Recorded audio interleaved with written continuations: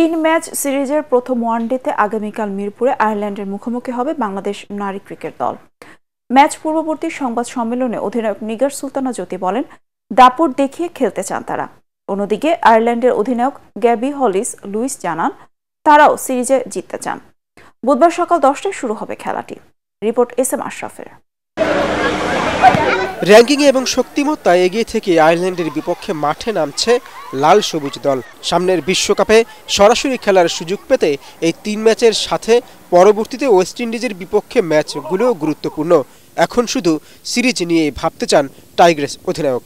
Double million offer, Walton fridge কিনে পেতে পারেন 20 লক্ষ টাকা, রয়েছে কোটি কোটি টাকার নিশ্চিত উপহার। টিম কষ্ট করছে, দেখা যাচ্ছে অনেক সময় ভিজিবলি পারফরমেন্সগুলো দেখা যাচ্ছে, রেজাল্ট না হলে আসলে তখন নেগেটিভ বিষয়গুলো বেশি আসে।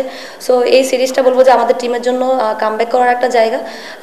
আর হচ্ছে নিজের কন্ডিশনে বলবো যে নিজেদেরকে অতটা বেশি চ্যালেঞ্জ না দিয়ে আমার কাছে মনে হয় যার প্রসেসটা মেনটেন করাটা বেটার এবং টিমের সবার প্রতি সবার ফেথ রাখাটা ইম্পর্টেন্ট।